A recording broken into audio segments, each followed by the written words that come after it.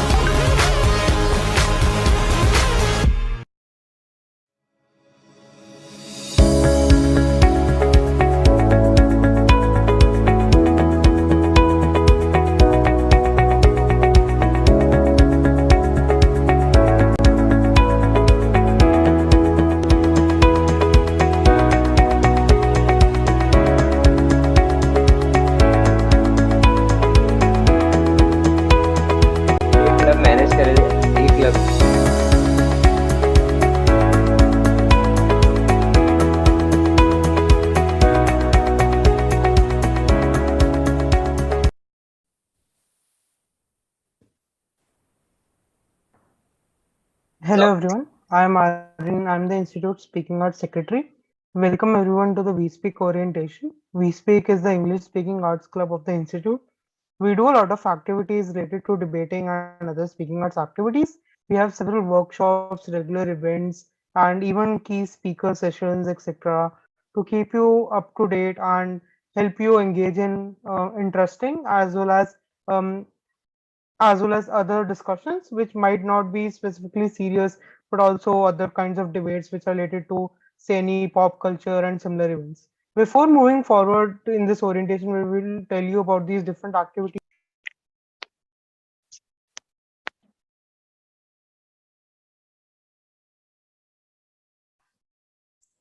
Aryan, you're muted. You are muted. Yeah, sorry. I hope I'm audible now. Yeah, so we have a short Q&A video prepared for you all where the club members and seniors have shared their experiences of how they have felt and what their experiences are with the club. We'll take a look at that. Mahor, can you share your screen? So apart from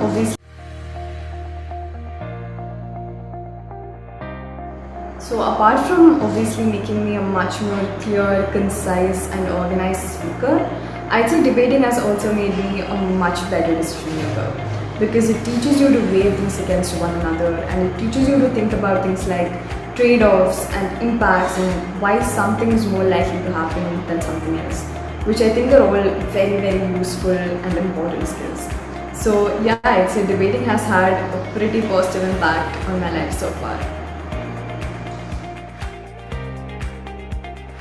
It was an offline tournament in Pune, just like a month after I started debating, sometime like in my second semester.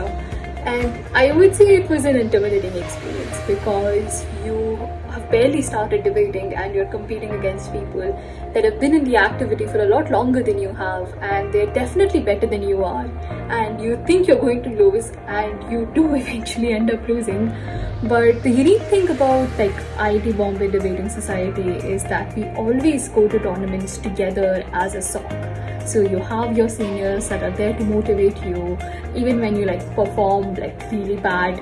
But you also feel like you're a part of something bigger, because IIT Bombay in general has had a very rich history when it comes to debating. So you feel like you're representing your own college, and that does definitely like motivate you to like stick to the activity beyond just, you know, the competitive thrill of it. Yeah, the friends I made in We Speak are few of the closest friends I have in the institute. There's a sense of camaraderie in the club that's honestly very heartening. It may be surprising given the competitive nature of the activity and all the debate/arguments involved. But honestly, I think the ties us close together. It's not about the intellectual discussions and talking about who had the best speech, etc. But I think people genuinely want to help each other grow, not only within debate but in other aspects of life. I think the best part about debating is this: the opportunity to travel across the world, not just in India, meet some amazing people, make friends for life, and just have an amazing time. I think that's something only We Speak and debating can give you compared to anything else in the institute. So hopefully the next trip is with you guys.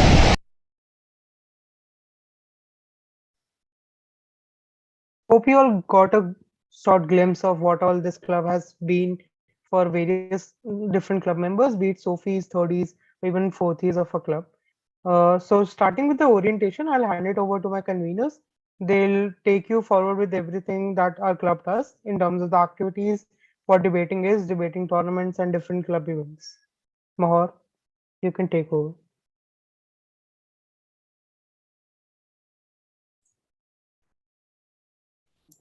Yeah. Screen. Yeah. So hi guys, I'm Mohar. I am one of the UG conveners for We Speak IIT Bombay, and I'm a sophomore. So I'm going to take you through the orientation.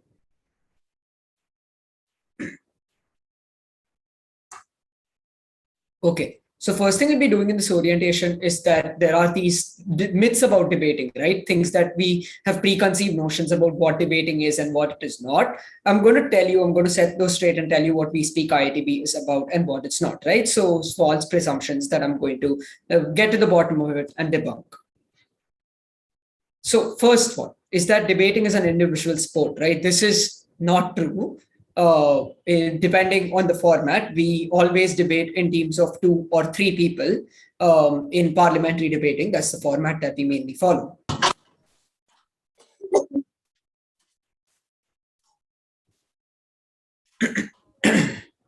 Sorry, I have a cold.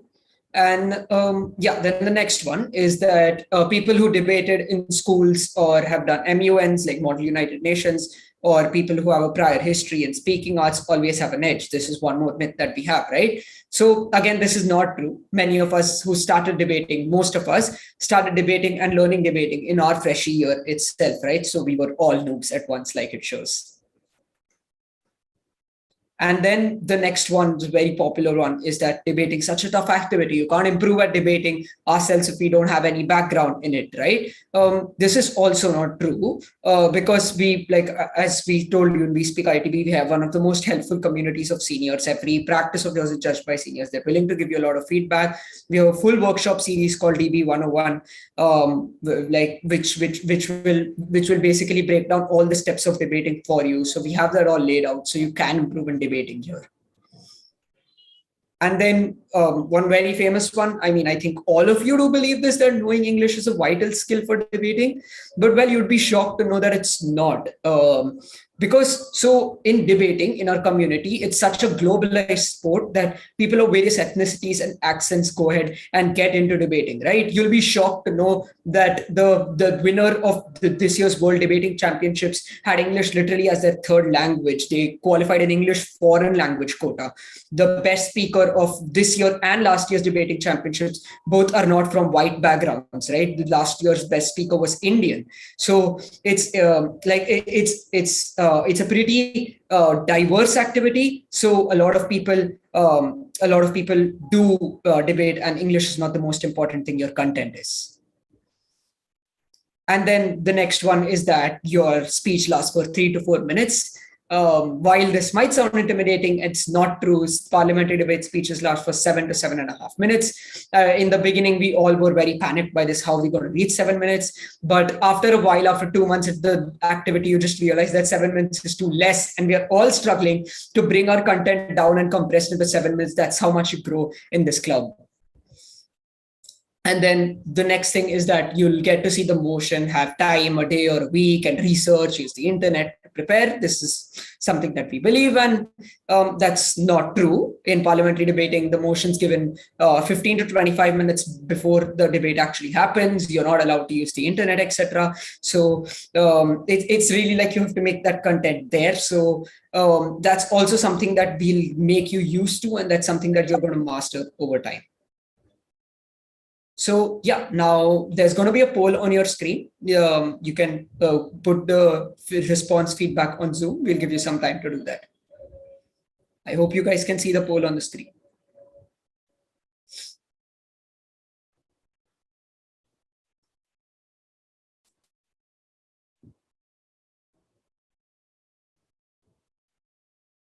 It's a lot of quick responses.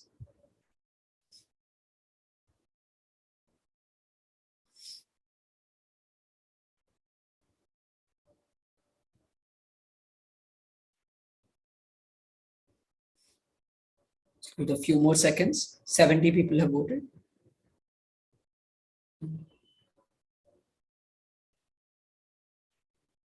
Yeah, in case someone can't read the poll, it reads how many people who actively debate in We Speak right now have a school parliamentary debating background. The options read 5% of the club, half the club, or almost all of the club.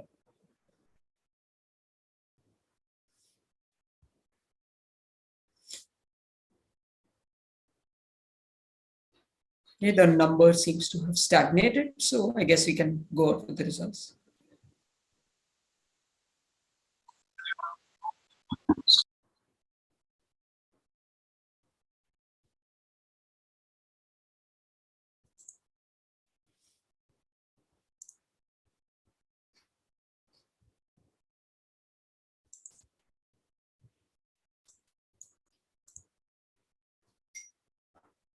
The results are visible to everyone.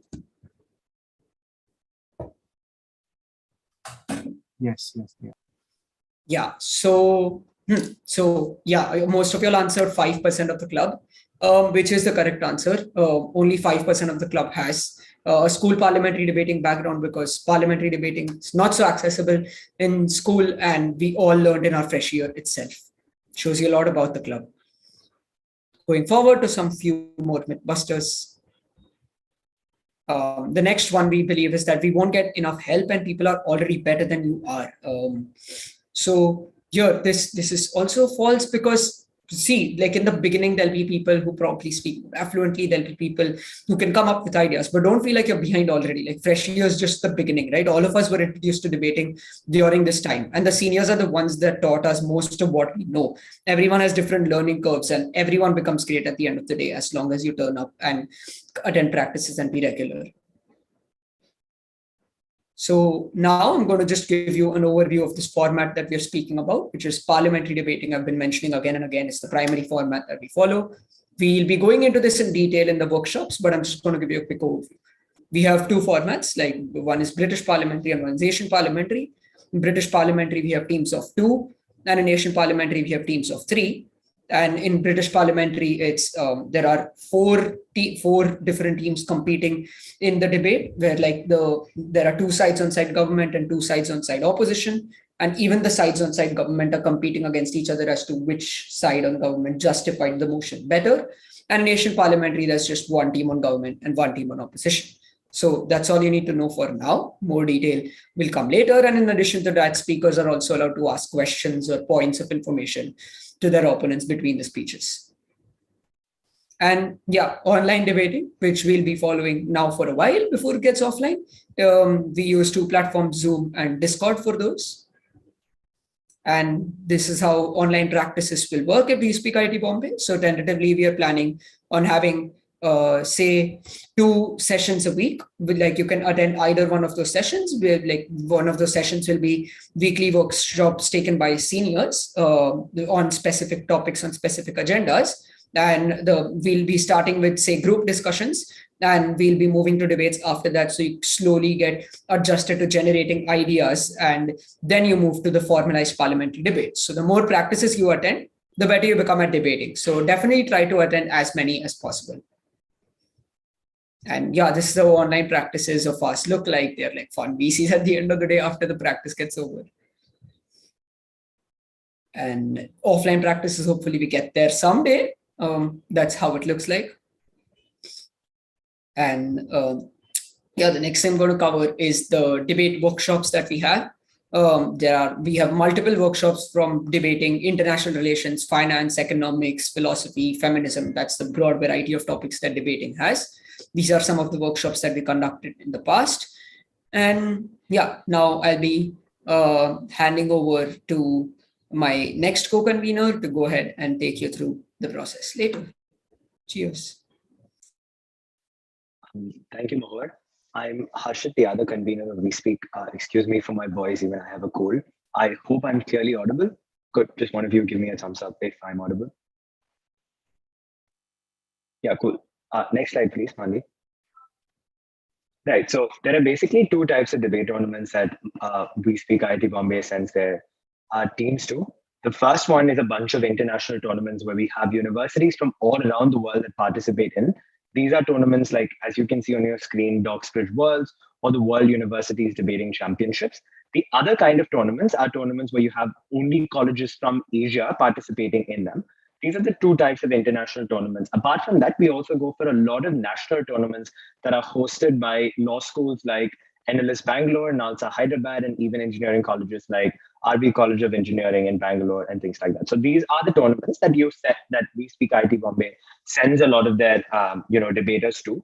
Austria is a tournament that's going to happen next week. We're sending 3 teams to that tournament, and it's a really exciting weekend ahead for us in terms of the tournaments that we're going to. The next logical question that almost all of you should have is who gets to go to these tournaments, right? Is there any selection procedure? We're going to have a short poll come up for you on your screen. I hope that's visible right now. I'm going to give everybody like 35 to 40 seconds to answer it, and that's a lot of answers that are coming in really quickly.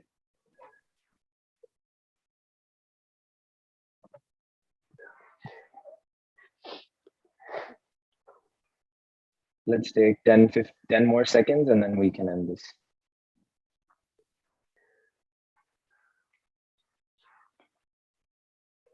Okay, 5, 4, 3, 2, 1.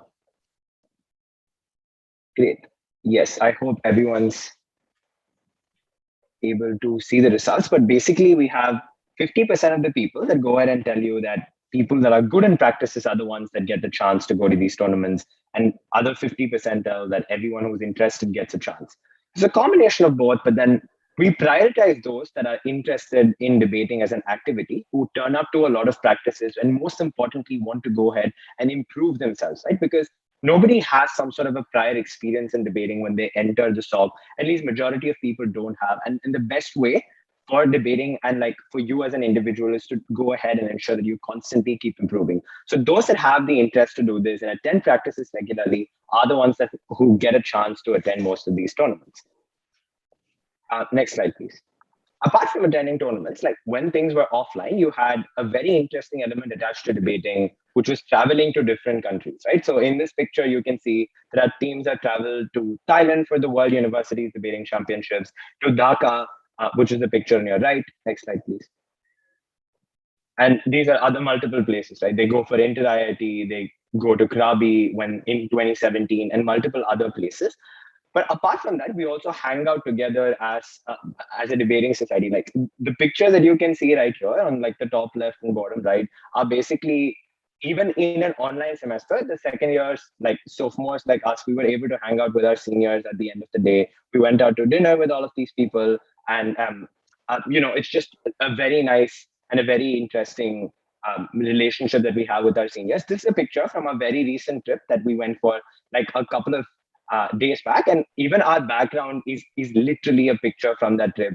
That just shows you how close we are with the third years and fourth years. This is the trip that we took with third years and fourth years, and that's just an amazing relationship to have, which is a very exclusive thing that We Speak offers. Next slide, please. All of this, all the practices that we do, and all the efforts that debaters take, at the end of the day results in something amazing, which is why we call IIT Bombay one of the most accomplished debating societies in the entire country, and competes with the best debating societies even in Asia. Next slide. So this tournament, the World Universities Debating Championship, is the premier tournament for debaters all around the world, because you have 500 plus teams competing from all corners of the world. And our team, teams from IIT Bombay, have reached the quarterfinals of the tournament, which is a record for any Indian team in the history of this competition. Apart from this, we also participate in multiple Asian major tournaments, which are the tournaments I mentioned that colleges only from Asia participate in. Every year, we reach the knockout stages of these tournaments. We've also had teams reaching the semifinals of these tournaments. And note that that's literally some of the top 8 teams in entirety of Asia, which is like a very huge achievement. And we've also had some of our speakers rank within the top 10 speakers in the entire continent. On top of all of this, we've also had core adjudicators, which is basically the debater. It's like a very selective process. It's the debaters that go ahead and like organize these tournaments. We've had debaters from IIT Bombay be a part of the core adjudication panels of these majors. Finally, along with speaking and debating, we also have an activity known as judging. You obviously need somebody to decide who wins a debate at the end of the day, right? So judging is also a very competitive activity where multiple judges compete to be awarded the best adjudicator award. You call judges as adjudicators in debating, and also to get the opportunity to judge the finals and things like that. It's a very competitive activity, and we also have amazing judges within the SOC. So if that's an aspect of debating that interests you, you can absolutely go ahead and try that out. You have the mentors necessary for that within our SOC. Handing over to Manvi to continue with the various events that we have within IIT Bombay. We Speak IIT Bombay. So, hello everyone. I am Manvi, one of the other UG conveners of We Speak IIT Bombay. Now, Mahor has already spoken about the myths and busted them as well, and also about how we conduct practices, with Harshit telling us about the various achievements of our SOC. I'll continue and tell on about what activities We Speak offers you in general, with other than just debating, and what all the panel discussions we go on. So, first of all, there are our club events. First of all, we'll have our union debate. So union debates are where we call distinguished people like lawyers, maybe CEOs or politicians or officers to showcase a debate on maybe the hot topic going on in our country right now, or just we also have like our SOC seniors debating against the against faculty speakers, and then showcasing us what a real debate looks like in general, which is a lot of fun because there is whole for and against going on with an actual feel of the debate. Coming up to the second part, which we do is public speaking workshops. So we take on a series of workshops where we help you to improve your public speaking techniques with a variety of topics being covered, maybe like how to have a professional setting in soft skill environment, or how just to present yourselves in interviews. We have an exclusive panel of speakers who are seasoned coaches, TEDx speakers, or just various founders at various communities coming up and giving us the prep talk with years of experience to the people who register for the same. Thirdly, we have our another event, which is the Brave New World. So Brave New World is a panel discussion with distinguished speakers like politicians, lawyers, chief editors. Also, as you can see on the screen, in the past we had Mr. Kapil Sibal and Mrs. Priti Rani speaking on like new education policy or just the effects of COVID-19 on the Indian economy, with a panel discussion going on, with also allowing like the audience to ask the questions they feel about the current topic which they are speaking on. It's a lot of fun, Brave New World, when you get to have such distinguished people speak about what is happening in your country right now, like one of the most important topics in the country at that point of time. Thirdly, this is your junior debate open. This will give you the first feel of your actual tournament. So this is like a tournament, but the only difference is that you compete with your own batchmates here and not with other debating societies. The fact that, but other than this, the fact that it gives you an actual feel and insight of the debate tournament because of its because of the 2-day tournament it goes on, and actually with seniors edging your debates and giving you feedback on your speeches explicitly for maybe 3 rounds a day, which actually gives you an insight of what an actual tournament day would look like. It's also actually done with so after your debate gets over, you're just interacting with seniors, maybe not just about debates but other than what is happening in your life. And I think that has been once shared, at least in my debating career, where I was interacting with all the seniors who edged me, and it's a much more fun experience than just talking to them about what is happening in your freshy lives at that point of time. This is a few offline pictures when we had. Hopefully you all will come and join us very soon, and we'll have an offline session with you guys as well. When next we conduct is the IIT Bombay debate. So this is like the one of Asia's largest debate tournaments, which we speak. IIT Bombay conducts in itself and calls various international speakers to come and participate, edge, or maybe just score our tournament, making it one of the most competitive IVs in India. And basically, it's because it is something which is done with our own SOC members. This actually tells us the amount of effort it requires to organize a debate which is of such great extent and which comprises of such great potential speakers to have them up of their caliber. We also have an amazing core adjudicating panel continuing with the IIT Bombay debate. As you can already see, various speakers which we continue to bring on every year. This is a pro-am debate. So basically, it's not, it's like junior debate open, but the difference here is that you get to team up with seniors and understand what insight they bring on to your debating skills, and also the fact that Hello, how are you? The fact that it offers valuable insights to your debating skills, and just exploring various ideas and discussing it with your seniors gives you a different kind of momentum, because you then feel that you have some ideas which could be worked upon, and also just the bonds which you form after while interacting in a debate tournament while teaming up with them is of a different level, and then obviously you get more comfortable as the space goes on, which eventually helps you in your debating career and in the debating circuit in general to be more comfortable around the activity. So yeah, that's it for our activities. And obviously these are all people who came up to add for our pro-am debate from outside the SOC and not just our ITB seniors.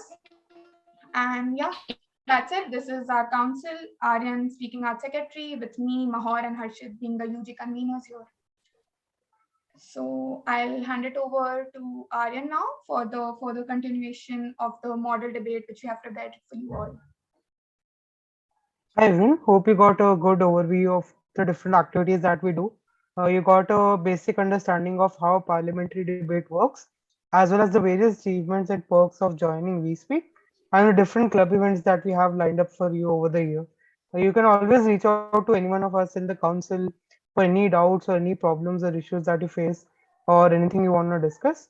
So now let's get to the main part of the orientation that you all have been waiting for, that is the model debate. So how this model debate is going to function is we'll have four of our seniors and club members who are going to debate a motion that is just going to be released right now. We'll give the teams, there are two teams of two each, two members each. We'll give them 15 minutes to prepare and we'll release the motion.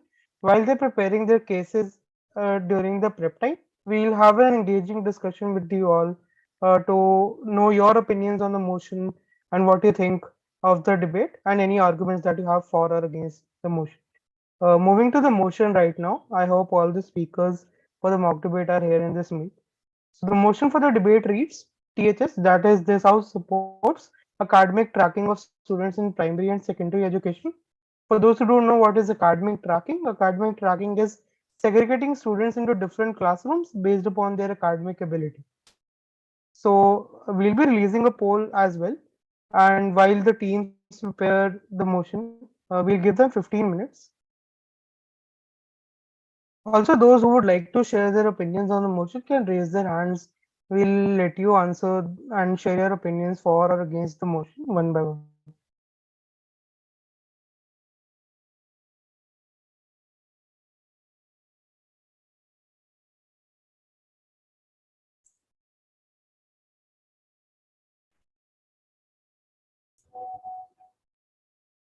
So, hi guys, they have 15 minutes of prep. So meanwhile, we can discuss. Anyone who has any ideas for or against the motion, you can come and speak up.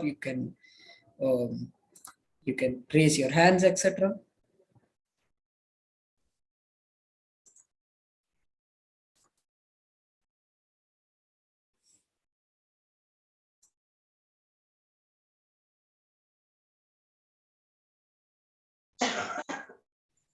Yeah, so I'll go ahead and start it off. So when I was in Allen, preparing for IIT, there was academic tracking happening there. They would give special tests to students who performed well in classes, right? I think the name was SRG batches, I think, like that.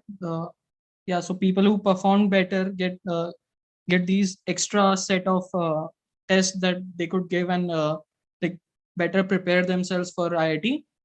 Yeah, so I am pretty. I think I'm against the motion because I think everybody should have a fair ground, right? Because if you segregate them, they would get better teachers or better guides or better better people around them to interact with. So yeah, I think I'm against this motion. Can I try? Sure, go ahead. Sure, go ahead. Hi, I'm Harshini. I'm fresher from MEC. So adding on to Tejas's point, what happens, I'd like to go against the motion as well. So what happens when there's academic tracking is that since people don't get equal opportunities and they generally don't get a chance to even try to improve themselves, because all of the better resources go to the people who are considered academically better. So because of that, they fall out, and it's kind of like a vicious circle because you segregate them and you put them in, say, a lower batch. And then because of that, they get worse resources, and hence they become even worse, where the people who are, say, in the better batch become better and better and better. That could be one point. Another point is that since we're segregating students on the basis of only on like only one basis alone, which is academics. There are like a lot of other things that people can learn from each other that is lost in this process. So yeah, that was my point. Can I go? Can I go? Can I try? Could you raise your hand so we like take you all in order, because there are like 3 to 4 people. Yeah, let's start with Shraddha and then just work down the list, if that's okay. Yeah, go ahead. So I go for this topic. I think academic tracking is necessary because at times what happens is that we look up to the people who are in the better batch and we try to, like work on ourselves and we try to, become smarter so that we get those kind of problems. It shouldn't be like someone is working hard and everybody's on the same board. It shouldn't become something like, everyone is working hard and everybody's in the same batch. You're working harder, so you're getting something better. So the time I start working harder, I go to the better batch, I get better problems, and I know that it's like an improvement tracker as well, because I will go to the better, class now. So I think that's necessary.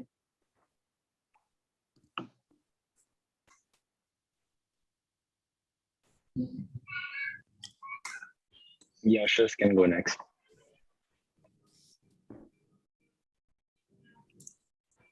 Wait. Sorry, yeah, you can unmute. Can I go next, because I have to make a few points. Yeah, no problem. Lokesh. Yeah, so I would like to talk in favor of the motion. So as you rightly said, like academic tracking is about segregating the students into different classrooms based on their academic ability. You don't need to interpret it as something good or bad. Let's say you are preparing for JEE exam and you are good in math, but you need some more attention in chemistry.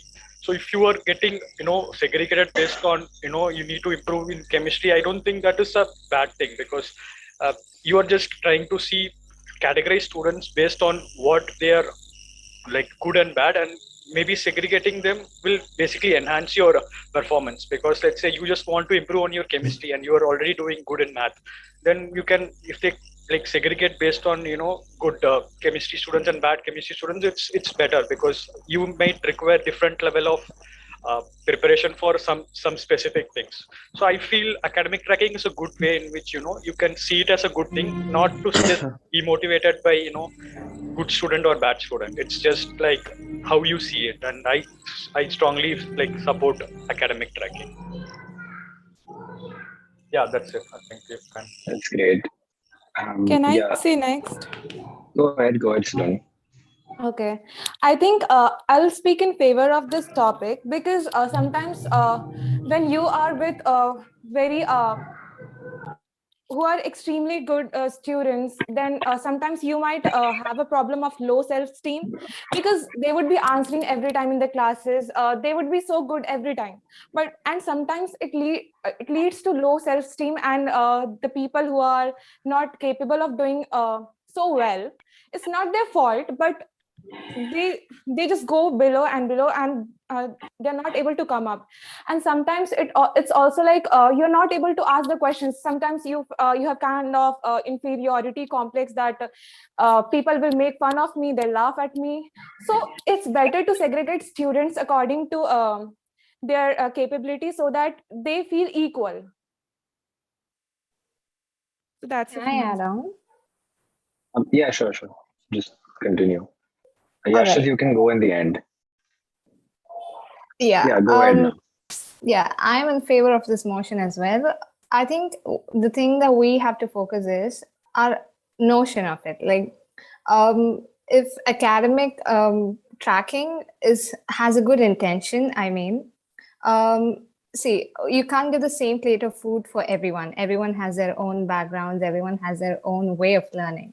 And if academic tracking is meant with a good intention, like grouping people based on what they know and what they want to know, using that way, we could prioritize on what we have to teach to specific people. And again, the best analogy that I could give is the reservation systems.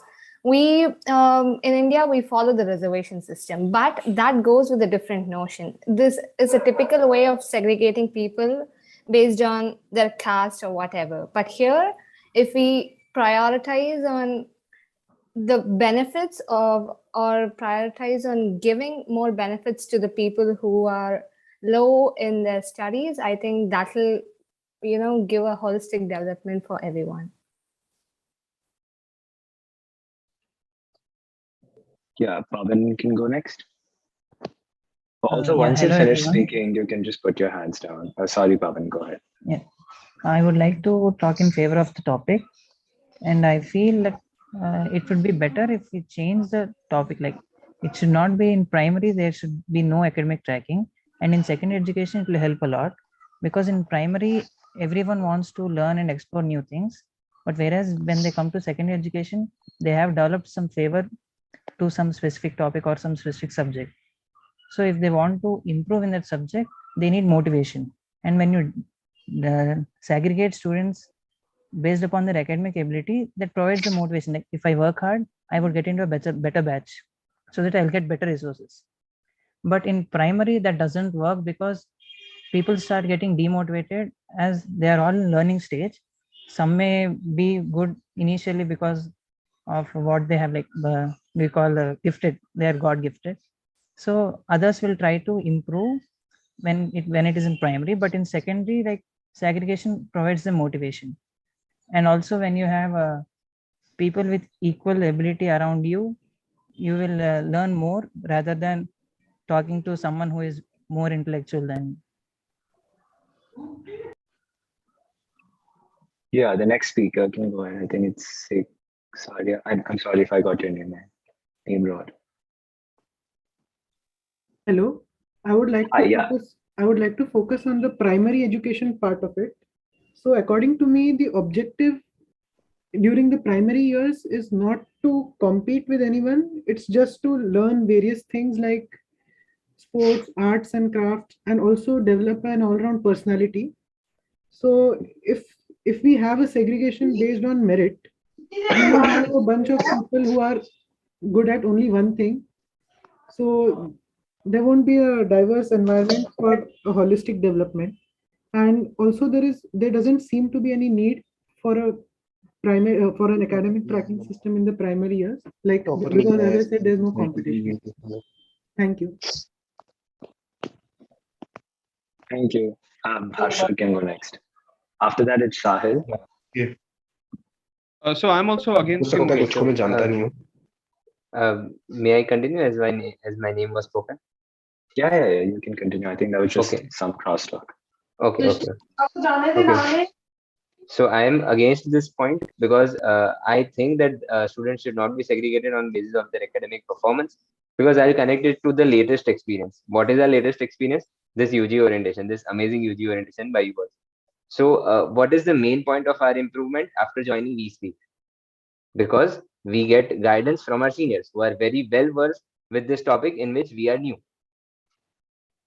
So that's the same point here, that if not less, then we all learn too many things from our peers than our teachers. If not less, then at least that much things we learn from our peers. And that is easy to learn because the language barrier many times gets removed, because the language the language between in which I am talking to my friend and I am talking to my teacher are different. And obviously, I'm more comfortable with the language that I'm using with my friend. So that's why connecting it to the latest experience, I would like to say that as we are getting guidance from the seniors in VSpeak Club, so that this leads to our improvement. Same way, I think that students should not be segregated, so that we get everyone gets guidance in different aspects, because everyone is having some edge in some aspect. Thank you. Thank you, Harshal, for that. Sahil is next. Hello. Am I audible? Yeah, you're audible. Go ahead. Okay. So I'm against the topic, and the reason being some of my a few experiences that I had during the COVID-19 lockdown, all stuff. So the first thing is, when we divide students in different sections, as you say, the major problem is sometimes all nerds get at a same place, and same happened with me and I didn't feel that much comfortable in the class. I miss my friends too, so I was a little bit deviated during the subjects. And the second thing is, sorry, when the whole study mode went online, a few, only a few, but though some students were like, they were supposed to be on lower batches and weren't expected that they would do something good in academics. But what happened was surprising. When we all had the same level, many students performed so better than any of the top batches. Like a student from the second batch performed topped in matrix. I must say matrix is my coaching, and that's why I think if we provide the same platform to all of us, everyone, I must say, then people might get more chances to perform better. They might learn from others, but if you see someone wants to learn, but all his friends, all his batchmates, they are like, no, I don't know anything else, then it might be difficult for him to study. That's why I think this THS academic system is not that good. Yeah, that would be the last person that we're taking for today because the 15-minute prep time has ended. Really sorry because of this time constraint. So we're going to have another practice very soon. And in that session, we can ensure that all of you get a chance to speak and we'll have a much more, better group discussion. But here the 15 minutes are over. Now on to Mahor to introduce the speakers and to get the model debate started.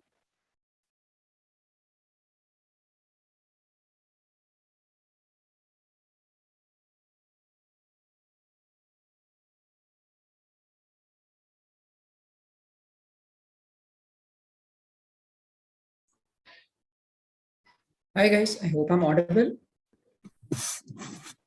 Yes, you are. Someone give thumbs up if I'm audible.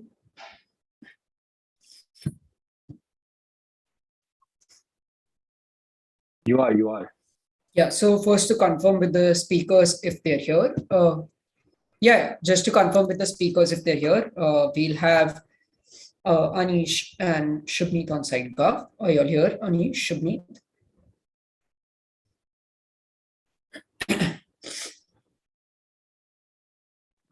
Yep. Okay, great. And on site op, we have Shivani, Abhishek. Are you all here? Yeah, I'm here. Let me just check who should meet with here. Just give me a minute. Yeah, sure.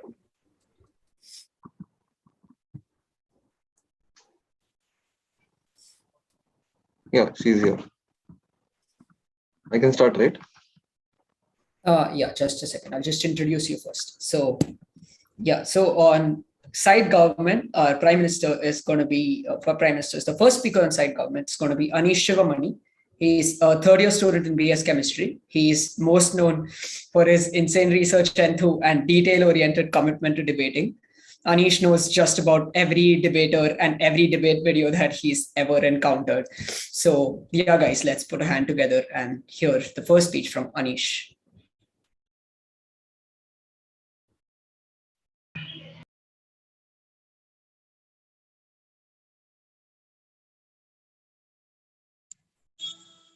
Yeah, sorry, I was muted.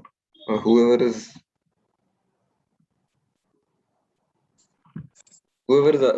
expecting to see body language, I'm sorry, there is only so much you can see in an online debate. Okay.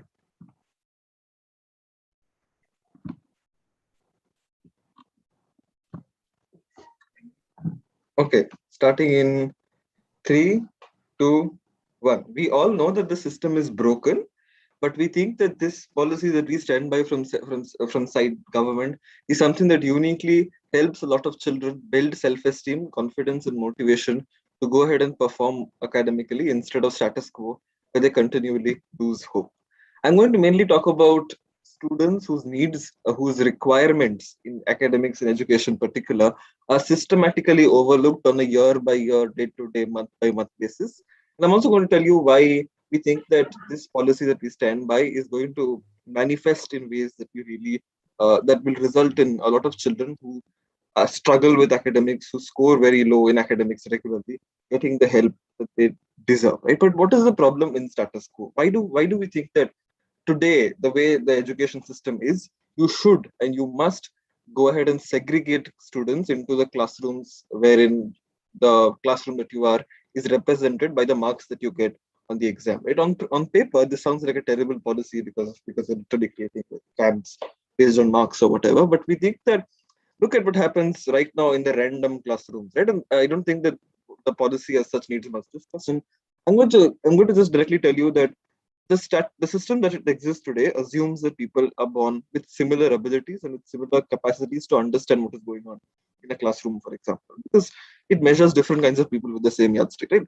Take this example: children who are very proactive in class, who engage and respond very eagerly, who answer teachers' questions, who come to the board to solve problems, and who do all of that.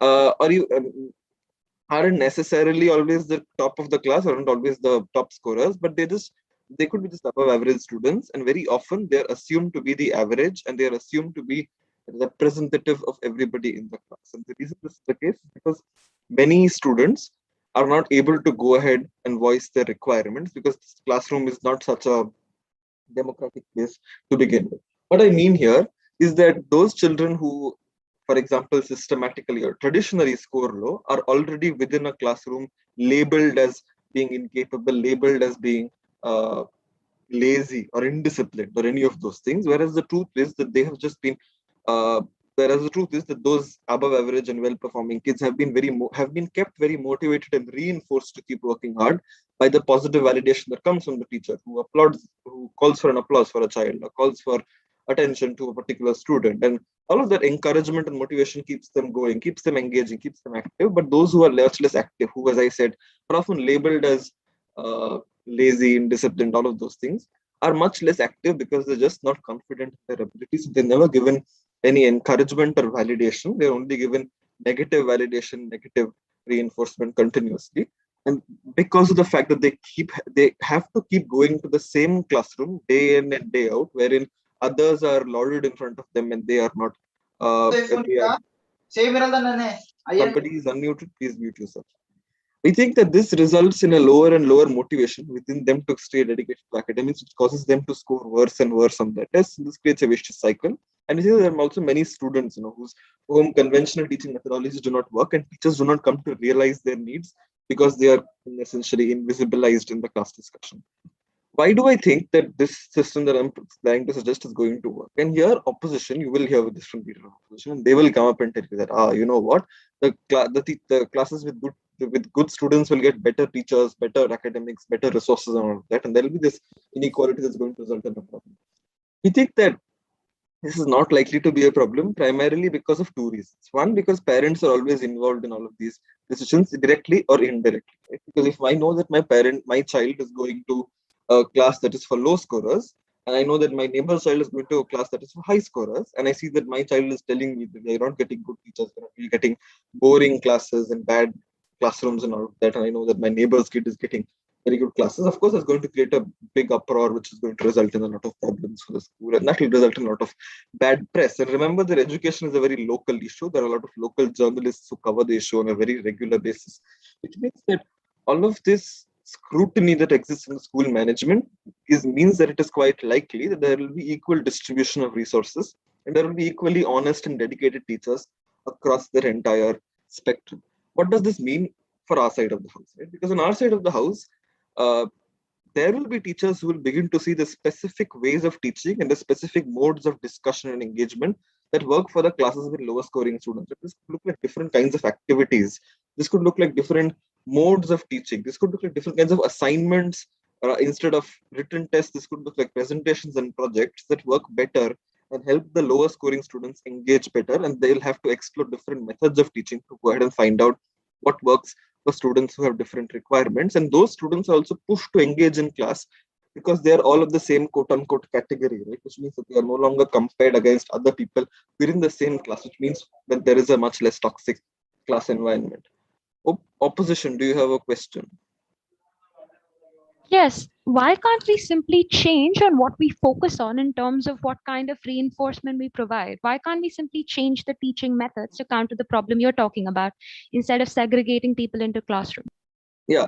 So the problem there is that you need to analyze over there. How is it that organically in status quo, those methods of reinforcement are those better teaching methodologies are going to emerge naturally, right? Where is that push going to come from? Where is that when are teachers going to begin to see which set of students require what teaching methodology? Because in order for your ideas to come true, you'll have to have teachers going ahead and ultimately segregating classes into different categories and seeing this category of students requires this kind of attention and this category of students does not require so much attention, which means that the bottom line of what you eventually come to is that you have to segregate the class. You have to divide people based on what they need, and that is often correlated to what they get in terms of marks. So I think that eventually at the end of the day, if the process that you suggest requires the data collection through segregation, you might as well implement a policy, right?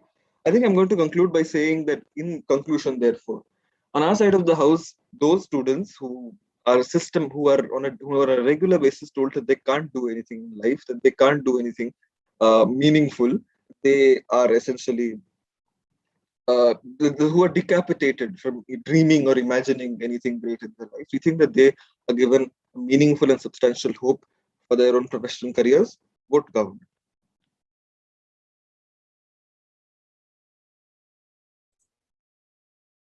Thanks a lot, Anish, for that speech. Now I'll introduce the first speaker on side opposition. Our first speaker on side opposition is is Abhishek Acharya. He's a fourth-year student in chemical engineering. He's our SOC's most experienced veteran. Acharya has participated in more than 70 tournaments and has earned a whole fortune from debating. Yet he's one of the most helpful seniors when it comes to anything like debate related or non-debate related. So calling upon Acharya to open the case for opposition. Hey, am I audible? Yeah, loud and clear. Oh yeah, just to confirm, you're doing 7-minute speeches, right? Standard 720. Oh, wonderful.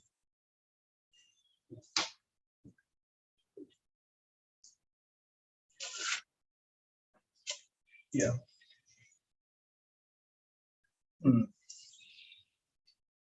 I'll begin in 10 seconds.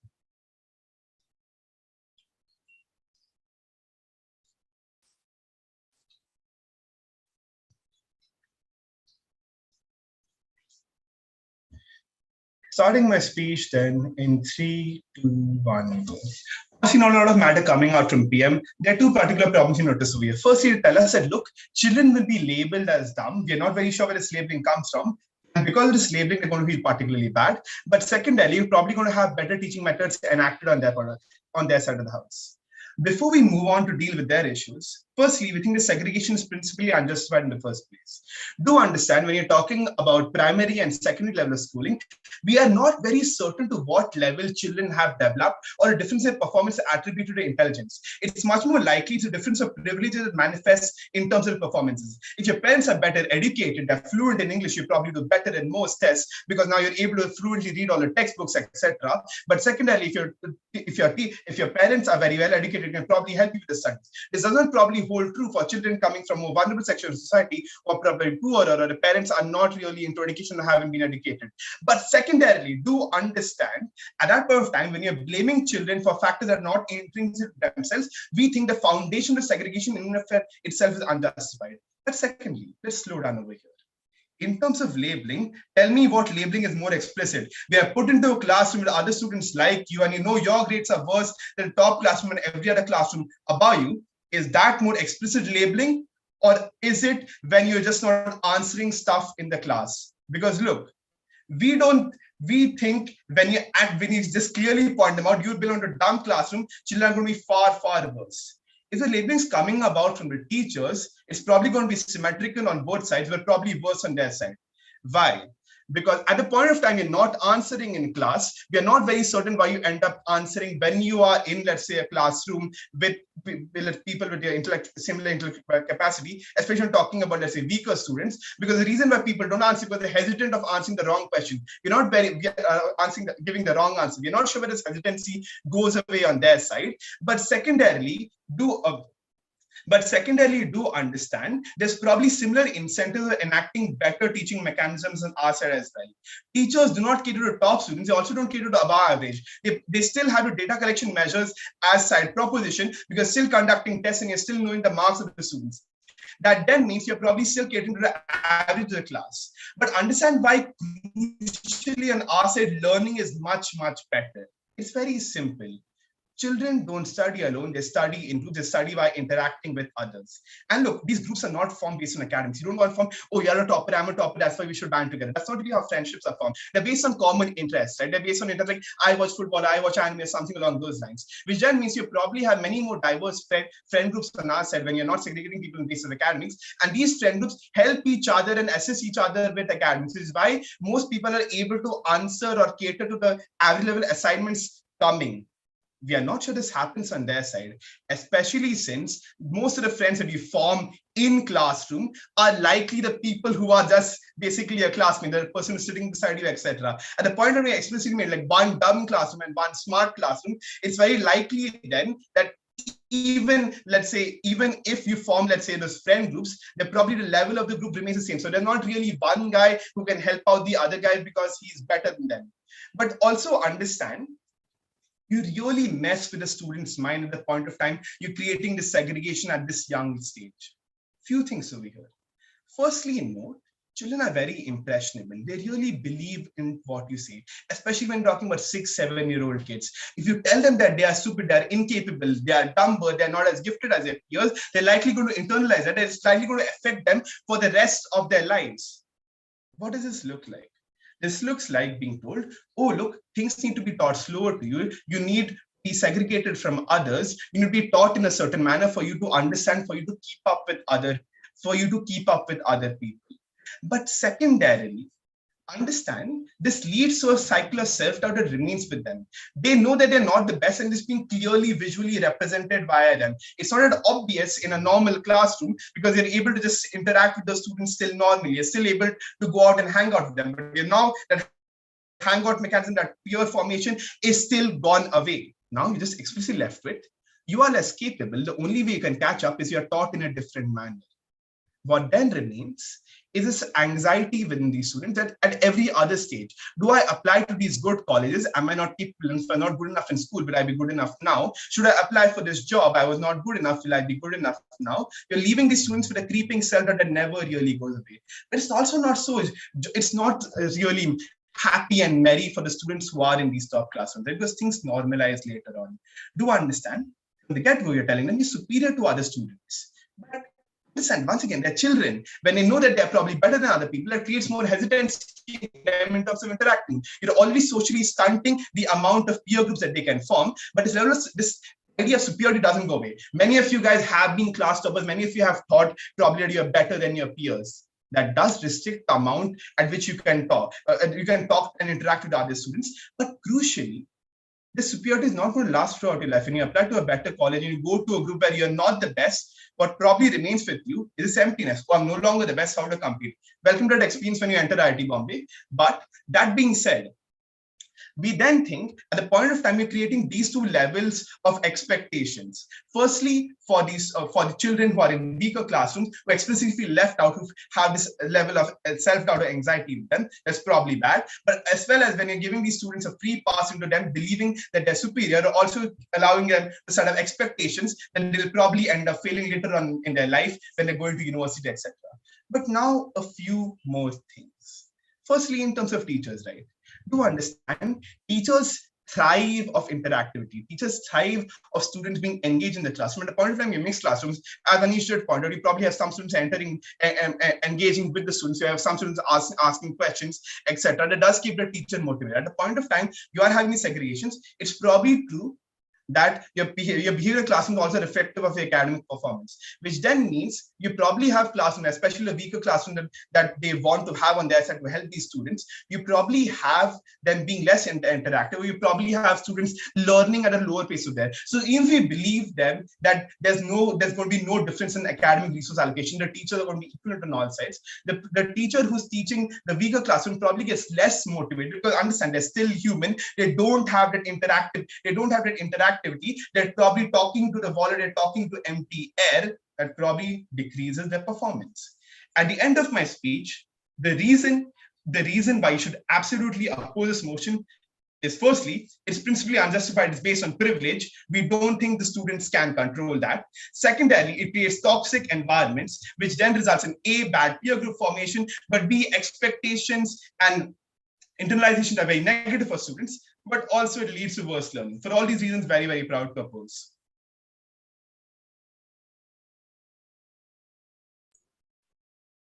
Thank you, Acharya, for the speech. Now from side Gov, we'll be going ahead with the second speaker. Our second speaker from side Gov is Shubneet Soni.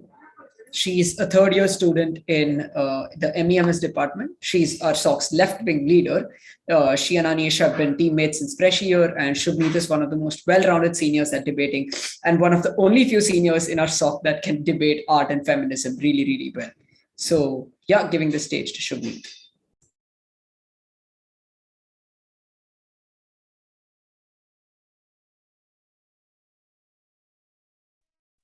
Yeah. Hi guys. Am I audible? I might have some bad internet today, so just I can't keep my video on. If you guys want to hear my speech, so just confirm that I'm audible. Yes, you're audible. Okay, perfect. Give me like 20 seconds and I'll begin.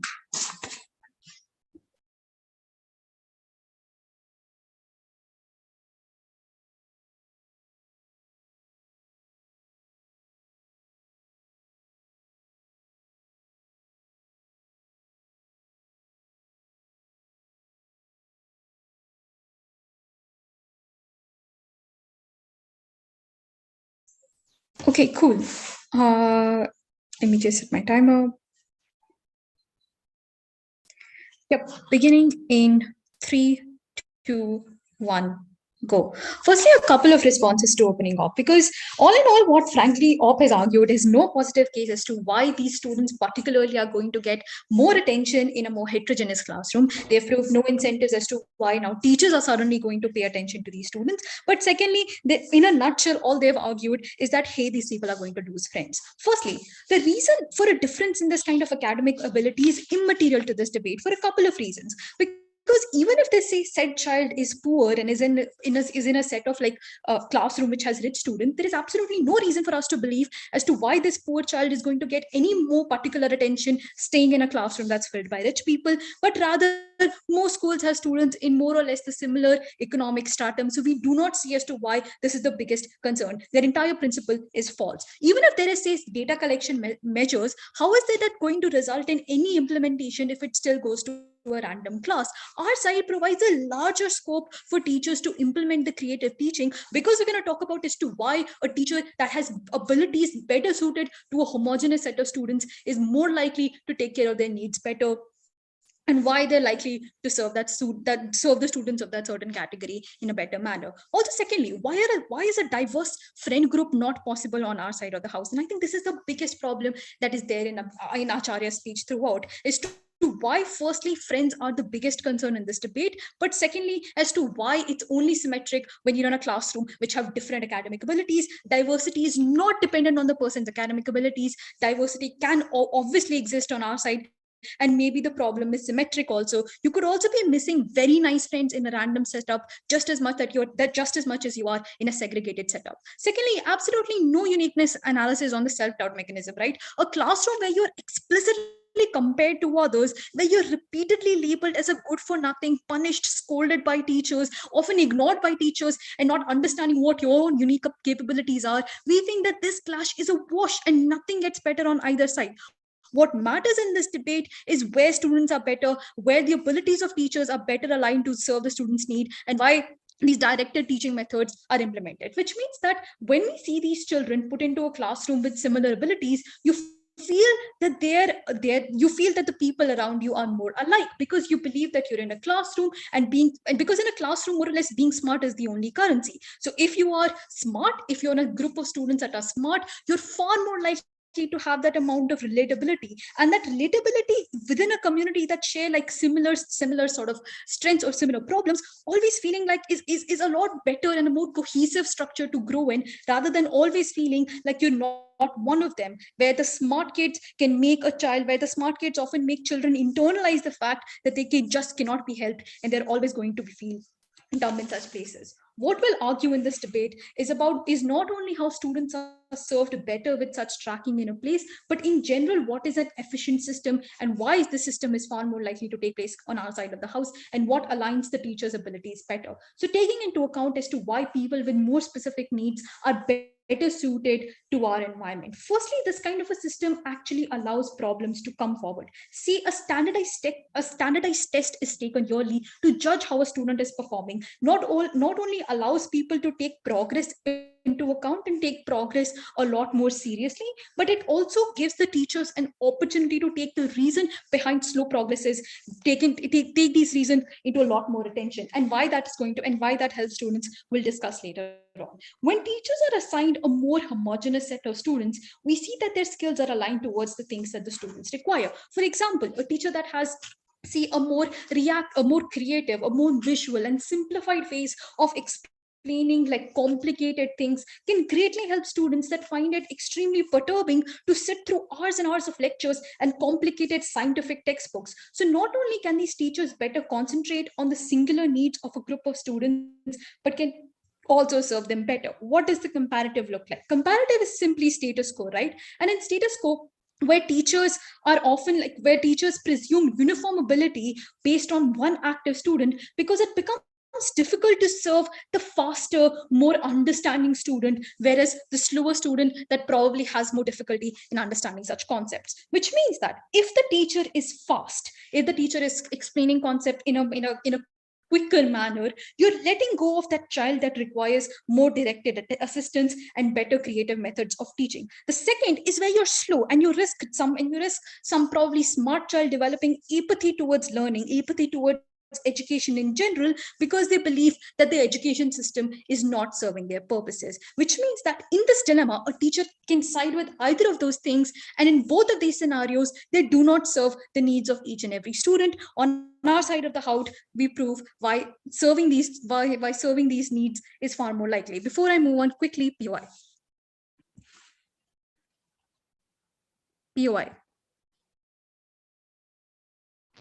None.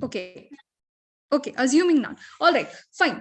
Let's move on to the second thing, right? It prevents apathy. Sometimes what happens is that a lot of high-performing students that are more academically oriented become bored or disinterested in the curriculum, because they feel that it's more or less too easy. Because what happens in a classroom where a teacher has to assist students of varying academic abilities is that they have to find that one size fits all, and this kind of thing often is extremely discriminatory towards students that have more complicated issues.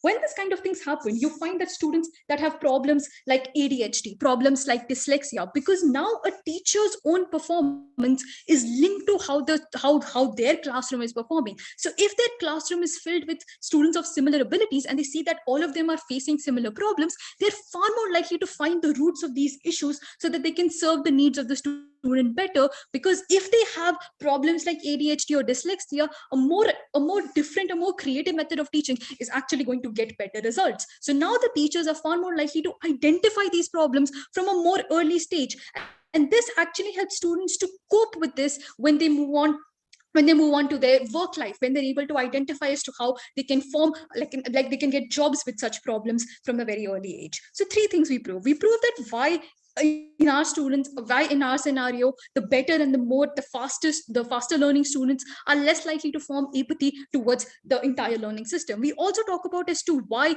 we encourage creative instruction, why we can have more unique lessons.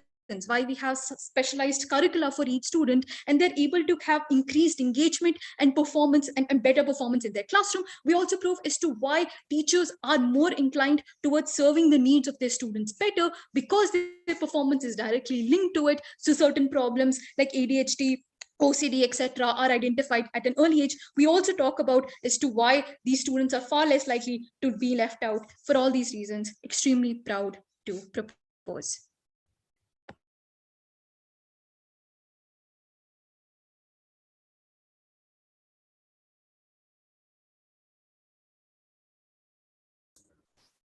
Thank you, Shubneet, for concluding the case for the Gov side. Now, the second speaker from Op side is going to be Shivani Verma. She's a third-year student in mechanical engineering. Shivani is one of the debaters from the SOC that loves going first. She's going second. And like Shivani will give you infinite feedback when you ask for it. And she's also super helpful. And she's literally done everything. She's done inter-IIT, a tech team, and debating in the same year, which makes her quite an all-rounder. So let's put our hands together for the last speaker of today's debate, Shivani. Okay, hi, am I audible? Am I? Yeah, loud and clear. Oh, awesome. I'll give a countdown.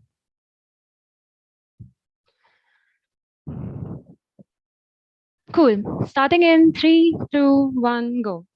First of all, the government claims that all of the students in a given class, academically poor students, better students, will all do better. A few things that Shubneet said that I will like to nip in the bud by framing itself.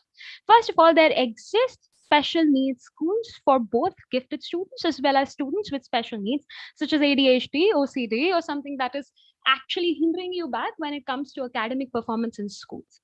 And she talked about other things such as identifying these problems, understand that the problems that exist in these students, etc., happen to be there, that can be dealt with in different institutions or do not affect their academic performance. As Anish said in his characterization in itself, that in school, students more or less can do the same amount of work. It simply depends on external factors. So by framing and characterization itself, understand that the kind of performance that a student is dependent on multiple external factors in terms of the privilege that they have, in terms of the facilities that they have, the kind of domestic environment that they live in, how educated their parents are, how motivated they are, and other things, and not just these things. So first these things out by the framing. Then Shubneet questioned 3 things. One, the alternative, which is status quo. Then the focus of schooling whether should it be friends or should be academics. And thirdly, they questioned the analysis for self-doubt and impressionability on relatability. So these are the 3 things that I'm going to do with this debate. Understand that the alternative in itself, as Anish pointed out, the problem that there is certain kinds of positive and negative reinforcements that exist in a class, that a student that performs better gets the positive reinforcement, and as Shubneet characterized, a student that performs worse is ridiculed and punished and feels badly about themselves. Understand that in and of itself, by this explicit labeling, that is the segregation in itself of students that can perform relatively comparatively okay with one another, not students with special needs, which is then squirreling the case. Understand that these students in and of itself, by this explicit labeling, the comparison and the self-doubt that comes about in terms of you are considered dumb and a person in a classroom of smart people are considered superior to you, is through which this impressionability comes about. What do we say in this particular debate? Understand that segregation doesn't solve this problem of you comparing yourself to another student. You can simply change the kind of positive and negative reinforcement that the teachers can give, and understand that the kind of focus on attention on what is good in a school learning program in terms of just being academically better is not the best way to go about to give school learning. The response of the teachers to a certain class, let's say to an academically backward one, is going to be proportionate to the level of that class. And therefore, Shubneet going ahead and saying that you will come with like relatable and more directed learning objectives and more ideas that are more suited to that class is something that we simply cannot take, because understand that as you move from one grade to another, the kind of curriculum for you changes. At a certain level, all students should feel, because in a primary environment, in your formative years at an impressionable age, You should be able to feel that you can do as much as the other person and not feel dumb, as Acharya told you. A teacher would want to put in more effort into a class that responds and shows more potential than a group of academically back than a group that is academically backward. And this organic change that comes about is basically by focusing the attention of what is good in an academic program. It is not necessarily just your academic performance, but it has to do with more. It has to do with in the formative years of your schooling, understanding what are social interactions in terms of making friends, in terms of being helpful, and not just your report card. Therefore, this idea that Shubneet says that the focus of schooling, why should it be friends altogether? Because understand that primary and secondary education from class 1 to class 10 is more about you being comfortable with yourself, you not having the self-doubt to be able to do something when you want to go into specialization, when you want to actually do something. And therefore, this entire this homogeneity that you are creating in terms of an intellectual quotient, which is measuring a rather limited aspect of what the schooling should be about, is something that is principally unjust. One, because it is not in the control of the students as to how they are performing. Two, there could be many factors, and it's generally these factors are stacked up against minorities, people with poor backgrounds, people with houses which do not have the best domestic environment. And you cannot direct education and like change the kind of teaching that is happening in a class as to what is happening in their household. You must always create that kind of helpfulness in an environment that you're not bad. With the person who is not muted, mute themselves. That just because you cannot perform well, does it make you dumb or does it make you less of a person? And getting out of one's comfort zone to be able to perform by the kind of positive reinforcement that you need from the teacher. So because this is principally unjust, this kind of segregation in students that can relatively perform the same like in a classroom.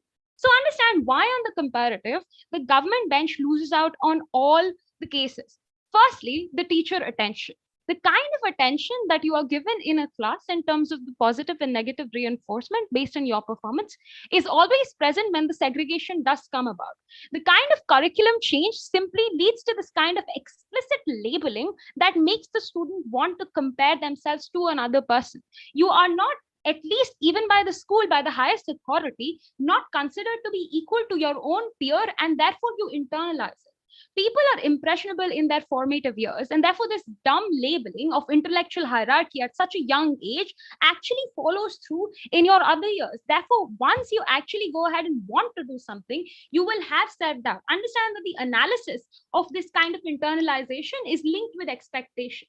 Given that you are in a class of people that is considered dumb, quote unquote dumb, you will internalize your own label.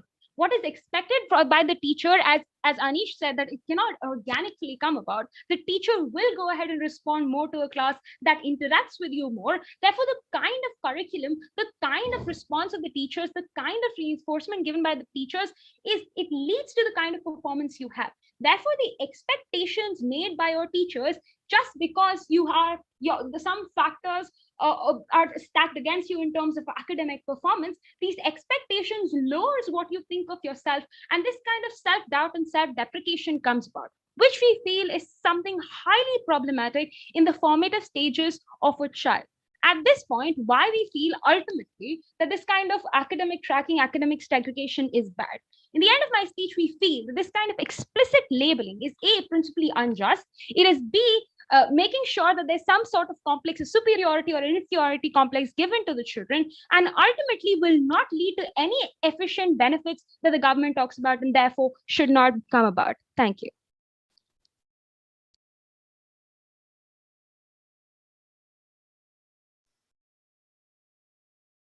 Hello everyone, that was the final speaker for the mock debate. We'll share another poll right now for the post mock debate to know have your opinions changed about the motion after listening to the mock debate. The poll is currently live. You guys can vote on that.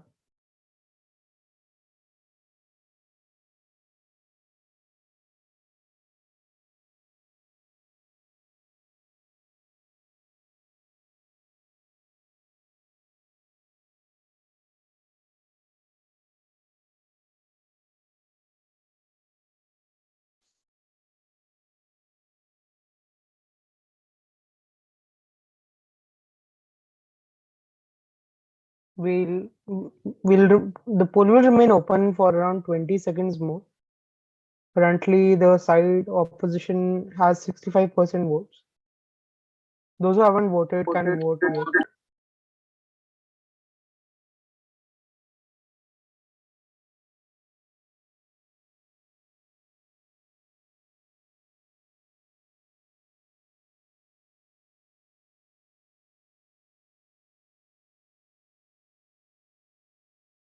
Okay, so that has been a minute, and based on the results of the poll, we see that a lot of the opinions have changed towards the side opposition. That is, people are now against the motion as compared to pre-debate. Based on that judgment, we give this mock debate to the side opposition. And with that, we come to the end of the orientation. Thank you everyone for joining in for the orientation. We'll be sharing the links of our Facebook group as well as Instagram page on chat. In case anyone is not added to the We Speak WhatsApp groups, they can ping us on our WhatsApp numbers or probably can type it in the cultural freshie groups. We'll also share the group link on the chat here in case someone isn't added to the We Speak Freshers group, they can join that. We'll be meeting you next in the DB101's first session that will be held next week on Monday or Tuesday. We'll let you know the updates through WhatsApp and email and all our social medias, both Facebook and Instagram. So do follow that.